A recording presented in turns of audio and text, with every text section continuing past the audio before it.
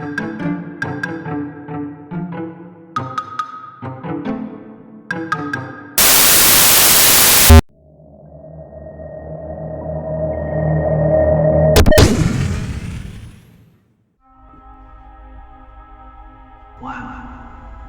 I actually did it. I'm in math. This is awesome. It's okay, nothing can hurt me here. Wait a second.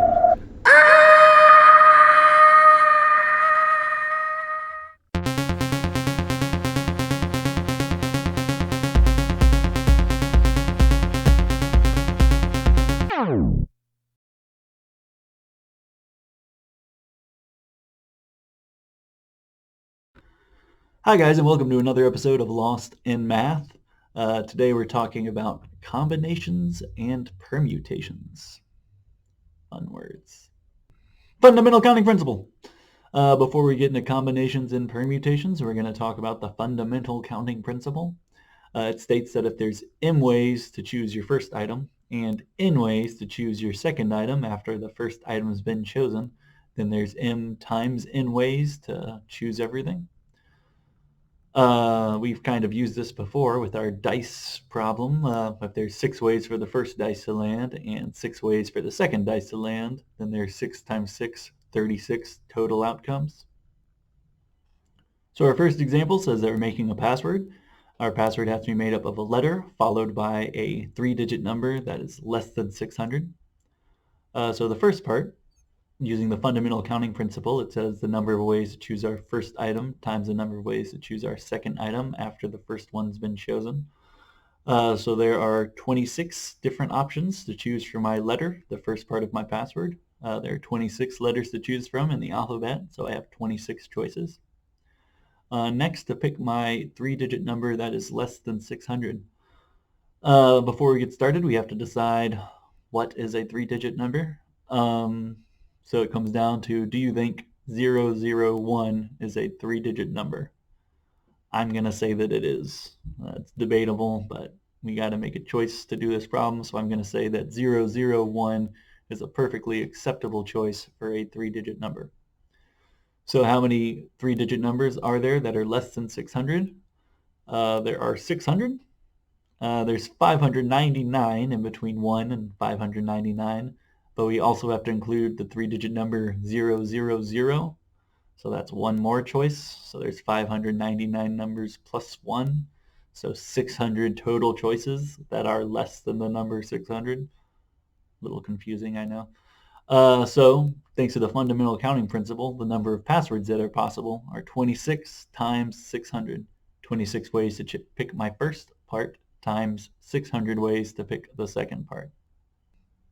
So there are 15,600 different passwords that are possible.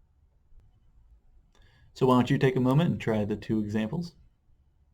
Our first example says we're making a 5-letter password, and we have to use the letters A, B, C, D, and E, and we cannot repeat a letter. So our password is made up of 5 parts. How many choices do I have for my first letter? 5. I could put an A or a B, a C, a D, or an E for that first letter, so I have 5 choices. For the next part, I only have 4 choices. It says I can't repeat a letter, so if I chose a B for my first letter, I can't choose that letter again, so now I only have 4 options, and it follows that same thought process. So my next letter, I only have 3 options because I already picked 2, and then I only have 2 options, and then I only have 1 option. So the total number of passwords possible would be 5 times 4 times 3 times 2 times 1. So I'd have 120 different passwords that are possible. The next problem says that I'm making a 3-letter password from the letters A, B, C, D, and E. So I got 3 spaces to fill. I have 5 choices for my first space because all the letters are there. Then I only have 4 choices because I already picked 1. And then I only have 3 choices because I already picked 2. So for my 3-letter password, it'd be 5 times 4 times 3. So I'd have 60 possible passwords to choose from. Those two examples were examples of permutations. This lesson is on permutations and combinations, so I guess it's time we defined what those were. A permutation is an arrangement of outcomes in which the order matters. So the order matters in a permutation. And a combination, it's a grouping of outcomes in which the order doesn't matter. So in my password problems, the order matters. Let's say I was making a 3-letter password out of the letters A, B, and C. A, B, C would be a different password than B, A, C. The order in which the letters are put in matters. Those are two different passwords. In a combination, they wouldn't matter. There's an A and a B and a C. It doesn't matter the order in which they're in. They're the same. So passwords are examples of permutations because the order of the letters makes different passwords. We have a formula to find the number of permutations. If we have n things to choose from and we're choosing them r at a time, so n, p, r, if I wanted to find the number of permutations, that would be n factorial over n minus r factorial. Factorial is that exclamation point. Something is factorial, so I don't know, 3 factorial. That is that number times every digit below it until we get to 1. So 3 factorial would be 3 times 2 times 1. 7 factorial would be 7 times 6 times 5 times 4 times 3 times 2 times 1. So factorials. One more thing about factorials, 0 factorial equals 1. It's just a little rule that we have to have. 1 factorial is also 1, but 0 factorial is equal to 1. So our example says Frank has 7 songs he wants to play, and it asks for the different number of ways he can choose his first 4 songs to play. This is an example of a permutation. The order in which the songs are played matters. If you listen to song A and then B and then C and then D while you're going for a run, that would be a different run than if you listen to song B first and then A and then D and then C. Those would be 2 different playlists, so the order matters. So since it's a permutation, we can use our formula. Frank has 7 songs to pick from, and he's choosing 4 at a time. So this would be 7PR. So my function would be 7 factorial over 7 minus 4 factorial. 7 minus 4 is 3, so my function would turn into 7 factorial over 3 factorial. When I write that out, I can reduce my fraction. I can cross out my 3 and my 2 and my 1. So the answer to the problem would be 7 times 6 times 5 times 4. So that means Frank had 840 different ways to pick the first 4 songs. The formula for combinations are different. In combinations, the order doesn't matter. So our formula for combinations, if we're choosing n things r at a time, n, c, r, then a combination would be equal to n factorial over r factorial times n minus r factorial. So our example is that a basketball team has 12 players who can all play any position, and it asks how many different ways can the coach pick 5 players to start. This is an example of a combination.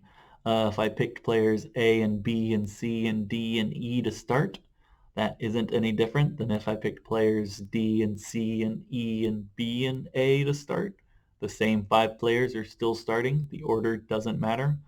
So this is a combination. So I have 12 players to pick from, and I'm choosing 5 to start, and it's a combination, so 12, C, 5. So that would be 12 factorial over 5 factorial times 7 factorial. When I write it all out, 7, 6, 5, 4, 3, 2, and 1, those can all cross out, cancel each other out. So I have 12 times 11 times 10 times 9 times 8 on the top, and 5 times 4 times 3 times 2 times 1 on the bottom. We can reduce beforehand to make our math simpler, and then that would be an easier problem to solve. Or if you have a calculator, you can just multiply it out, and I'd end up with 792 different combinations. So there's 792 different choices to pick my starting 5. So we have 3 example problems down on the bottom. Read over those, decide whether you think it's a combination or a permutation, and then find out how many different ways are possible. So the first example, how many ways can 9 people line up for a photo? This is a permutation. The order matters. That photo is different from that photo. The lineups are different. Those are not the same photo. The order matters. So I have 9 people to choose from, and I'm choosing them 9 at a time. Everyone is lining up for the photo. So it's 9p9. So when I plug that into my formula, I get 9 factorial over 0 factorial. 0 factorial equals 1. So my answer is 9 times 8 times 7 times 6 times 5 times 4 times 3 times 2 times 1. So there are 362,880 different photos that I could take. The next problem says that a manager is selecting a job interview lineup. She has 8 applicants and she can see 6 of them. And it asks how many different schedules are possible. This is an example of a permutation again. The order matters. If I met with Betty first and then Sue, that would be a different schedule than if I met with Sue first and then Betty. Those would be different days, different schedules. So the order matters, so it's a permutation. I have 8 applicants to choose from, and I'm picking 6 of them. So that's 8p6. So I plug that into my formula. So that's 8 factorial over 2 factorial.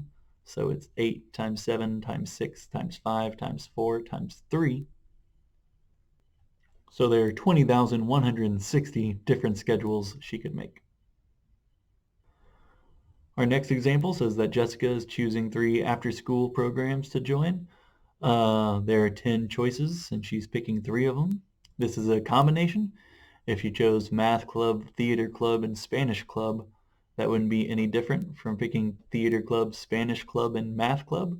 She still picked the same 3 clubs. So it's a combination because after I pick them, the order doesn't matter. So she has 10 clubs to choose from, and she has to pick 3. So that's 10C3. So that's 10 factorial over 3 factorial times 7 factorial. So that's 10 times 9 times 8 over 3 times 2 times 1. So that's 720 over 6. So there are 120 different ways she can choose 3 clubs to join. That wraps up our notes on combinations and permutations. Click like if you liked the video, and be sure and subscribe so you're not missing a thing. And I'll see you guys next time. Bye.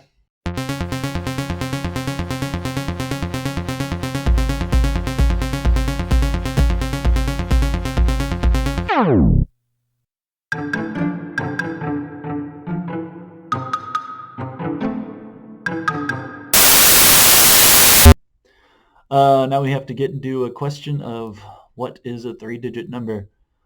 If you think 100 is the smallest 3-digit number, you're probably right. But if you think of 001 as a 3-digit number, then that's technically the smallest would be 000. Which way are we gonna think about it? Which way are we gonna think about it? I don't know. A 1 or a 2 or a 3 or a 4 or a 5. That's 6 different choices. So I have 6 choices to pick my next letter. My next number. Example of a permutation. If I first... This is an example of a permutation. The order in which the songs are played. So this is an example of a combination. If Billy and Joe and Ira and Steve, and I'm not going to remember these names, combination, those are the 5 players that are choosing.